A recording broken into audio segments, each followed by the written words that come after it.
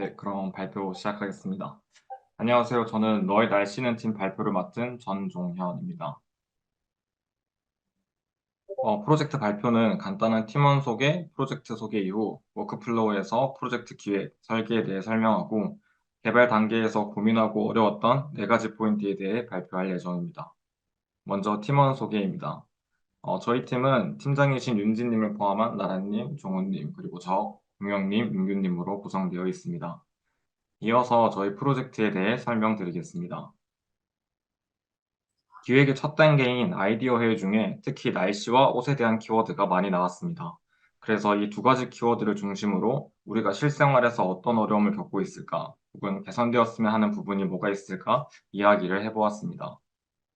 대부분의 팀원들이 매일 아침 날씨를 확인하고 어떤 옷을 입어야 할지 고민한다는 것을 알게 되었는데요. 또한 오늘 날씨를 보기 위해 앱이나 검색 플랫폼을 이용해도 날씨에 맞는 적절한 코디 정보를 얻기가 어려움을 모두가 느끼고 있었습니다. 저희 팀원들만 이런 고민을 하고 있는 것인지 다른 사람들도 비슷한 고민을 갖고 있을지 의문이 들었습니다. 그래서 날씨에 따른 옷차림과 관련 키워드의 일간 검색 수 통계를 확인해 보니 생각보다 많은 사람들이 비슷한 고민을 가지고 있다는 것을 알 수 있었습니다. 그래서 저희는 날씨에 맞는 옷을 추천해주는 서비스인 웨코를 기획, 개발하게 되었습니다. 이어서 화면 단위로 앱의 기능을 설명드리도록 하겠습니다. 홈 화면에서는 위치를 기반으로 날씨 정보를 볼 수 있고 하단 영역에서는 그에 맞는 다른 유저의 코디 게시물을 추천받을 수 있습니다. 다음은 로그인 화면입니다. 회원 정보가 필요한 화면의 경우 로그인이 필요한데요. 유저는 이메일, 패스워드, 닉네임 등의 정보로 계정을 생성하고 로그인할 수 있습니다.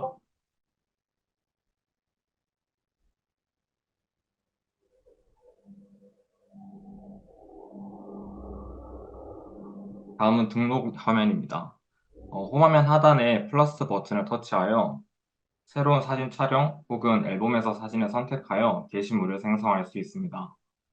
선택된 사진은 정해진 비율에 맞춰서 크롭할 수 있고 추가적인 내용을 작성할 수 있습니다. 피드 작성 시 현재 위치와 날씨, 정보 등의 태그가 자동으로 생성되고 있습니다.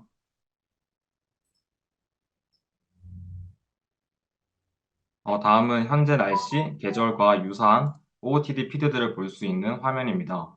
카드를 좌우로 스와이프하여 넘길 수 있고, 그리고 하나의 카드를 위아래로 스와이프하여 카드 뒷면에서 OOTD를 올렸을 당시의 날씨도 확인할 수 있습니다. OOTD 피드 리스트에서 카드를 터치하면 상세 화면으로 이동합니다. 상세 화면에서 피드 작성자 아이디와 피드 글을 볼 수 있고, 사진을 더 자세히 보고 싶다면 줌인하여 크게 확대할 수도 있습니다. 상단의 프로필을 터치하여 해당 유저의 페이지로 이동합니다. 유저 페이지에서는 해당 유저의 프로필 정보와 게시물 개수, 유저가 올린 OOTD 피드 목록을 한 번에 확인할 수 있습니다. 다음은 OOTD 피드 검색 화면입니다. 계절과 날씨, 기온을 기반으로 OOTD 피드를 필터링하여 검색할 수 있습니다.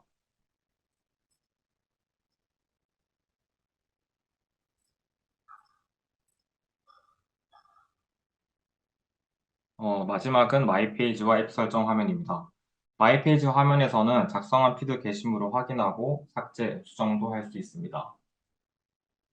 또한 마이 페이지 우측 상단의 톱니 아이콘을 터치하여 앱 설정 화면으로 이동할 수 있는데요. 앱 설정 화면에서 앱에 관련된 라이선스, 개인정보 처리 방침뿐만 아니라 로그아웃, 회원 탈퇴를 할 수 있도록 되어 있습니다.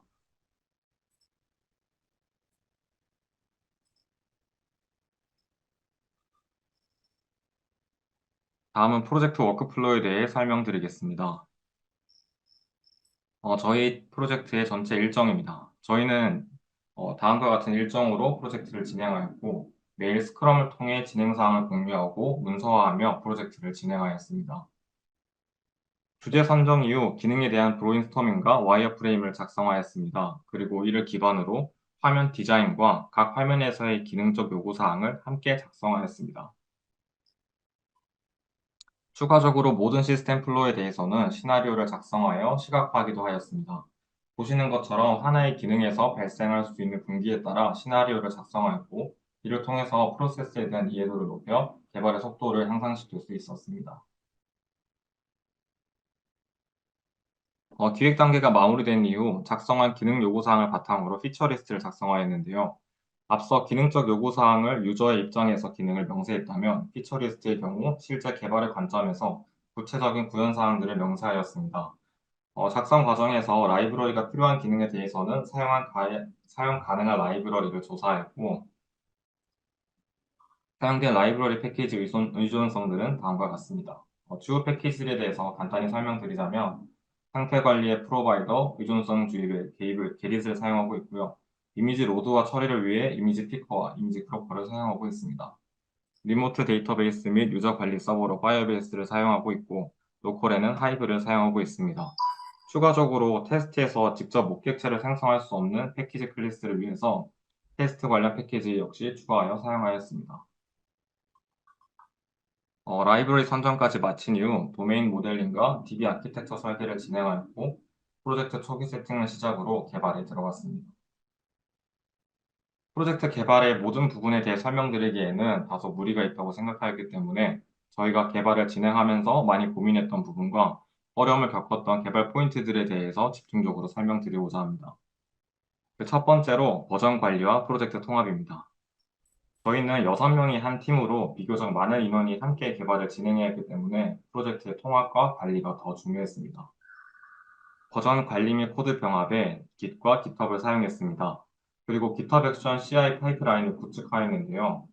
개발 기간이 3주 정도로 짧았고, 별도의 서버 없이 하나의 플랫폼에서 버전 관리와 CI를 처리할 수 있으며 스크립트 작성이 쉽다는 장점이 있어서 GitHub 액션을 채택하게 되었습니다. CI를 도입하면서 린트로 코드 일관성을 높이고 테스트 자동화를 통해 생산성을 높였습니다. 저희는 기능 개발에 더불어 테스트 코드 역시 작성하였습니다. 그리고 팀만의 코드 컨벤션도 만들었는데요. 이런 부분들을 PR 리뷰에서 하나하나 직접 눈으로 판단하게 된다면 코드량이 많아질수록 확인이 힘들어지고 실수가 발생하기도 합니다. 때문에 테스트 코드 실행과 코드 컨벤션에 대한 검증을 GitHub 액션을 이용해 자동화함으로써 개발 생산성을 늘렸습니다. 프로젝트 관리는 설계, 이슈 생성, 그리고 개발, 테스트, 리뷰 등의 사이클을 계속 반복하는 식으로 스프린트를 통해 진행하였습니다. 다음은 라이브러리 선정과 사용에 있어 고민했던 부분에 대해 설명드리겠습니다. 저희는 기능 구현에 도움이 될 수 있는 라이브러리에 대해 조사하여 문서화를 먼저 진행하였고, 조사를 기반으로 장단점과 버전에 대한 하위 호환성, 꾸준히 유지 보수가 되는지 등을 비교하여서 사용할 라이브러리를 선정하였습니다. 하지만 면밀히 조사하고 선정하였음에도 라이브러리를 막상 도입함에 있어서는 조심스러움이 남아 있었는데요. 사용하던 라이브러리가 도중에 지원이 중단이 될 수도 있고, 필요한 기능을 추가하거나 수정함에 있어 제한이 있을 수도 있었습니다. 또한 라이브러리에 따라 의도하지 않은 코드와 기능이 추가되는 경우도 있기 때문이었는데요. 그래서 저희는 라이브러리를 사용할 때 이러한 유의점이 있다는 것을 인지하고 다음과 같이 개발하였습니다. 선정된 라이브러리를 그대로 불러와 사용하는 것이 아닌 별도의 모듈로 분리하여 사용하였습니다. 이는 라이브러리를 캡슐화시켜 라이브러리에 대한 의존도를 낮출 뿐만 아니라 테스트하기 좋은 구조를 갖게 되기도 하였습니다. 보시는 것처럼 데이터 소스에서 DO 라이브러리를 바로 호출하지 않고 별도의 분리된 클래스를 호출함으로써 구체적인 DO 라이브러리에 대한 의존성을 낮추었습니다. 고라우터 패키지의 경우에서도 뷰코드에서 직접 화면 이동 메서드를 호출하지 않고 하나의 클래스로 모아 한 곳에서 관리할 수 있도록 하였습니다. 이 덕분에 관리가 쉬워졌을 뿐만 아니라 추후 화면 이동, 페이지 이동 관련 패키지를 교체할 일이 있을 때도 쉽게 대체가 가능하도록 구조를 잡았습니다. 다음은 라이브러리 사용을 최소화한 예시입니다. 앞서 보여드렸던 OOTD 피드 화면에 들어가는 카드 위젯의 경우 사용자의 위아래 스와이프를 통해서 카드가 플립, 즉 회전을 해야 되는데요.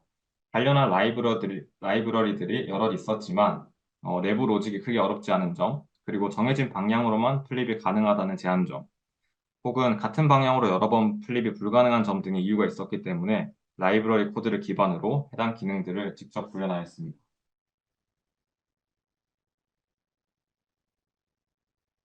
다섯 번째 포인트로 저희가 정말 많이 고민하고 의견을 나누었던 아키텍처에 대해 설명드리고자 합니다.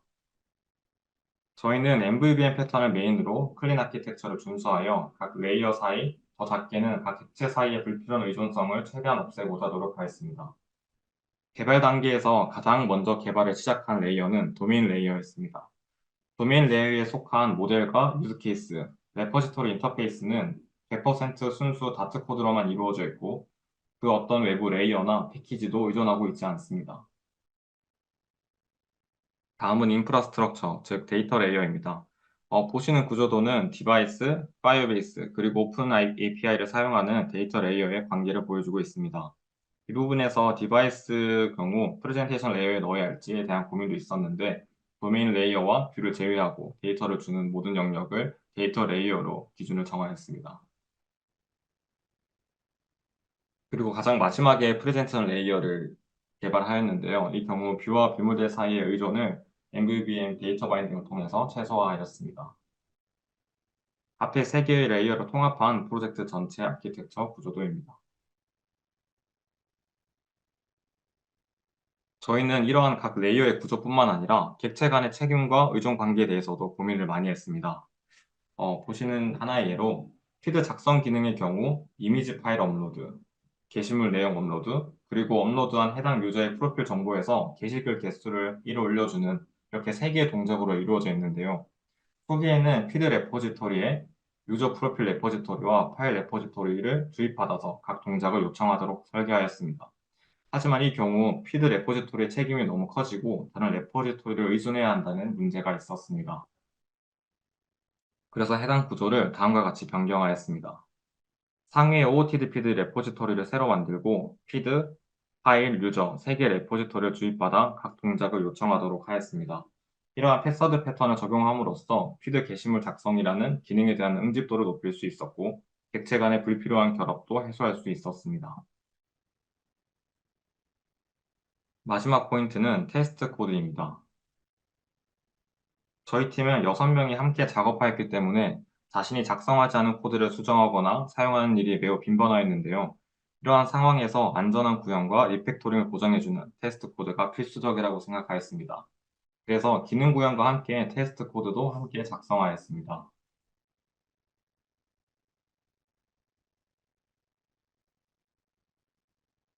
보시는 코드는 실제 저희가 구현한 메서드에 대해 작성한 테스트 코드입니다. 하나의 메서드가 포함하고 있는 모든 로직과 분기에 대해 검증하는 것을 목표로 테스트 케이스를 나눴고 케이스에 대한 테스트 코드를 작성하였습니다. 보시는 것처럼 update my field count 메서드에서는 내 프로필 정보를 불러와서 프로필 정보에 있는 게시물 수에 1을 더하여 다시 저장하게 됩니다. 이 로직에 따라서 프로필 정보 요청, 업데이트 요청, 수정된 게시물 전달의 로직을 하나하나 테스트하고 있는 모습입니다. 이렇게 테스트 코드를 작성하고 CI 과정에 테스트를 포함으로써 저희는 두 가지 이점을 추가적으로 얻을 수 있었습니다. 먼저 자동화된 테스트로 인해 코드의 추가 및 변경에 대한 즉각적인 검증이 가능해졌습니다. 또한 테스트를 통해 오류에 대한 확인과 추적도 더 쉬워졌습니다. 다음으로 낮아지는 의존성입니다. 정확히 주어진 객체의 동작에서만 테스트하기 위해서는 의존하는 객체를 목객체로 대체해야 했습니다. 목객체로 대체 가능한 구조로 구현하다 보니 자연스레 객체 간의 의존성이 낮아지고 설계나 아키텍처적인 부분 역시 더 좋아졌습니다. 저희가 준비한 발표는 여기까지이고요. 집중해 주셔서 감사하고 질문이 있으시면 편하게 해주시면 되겠습니다. 감사합니다.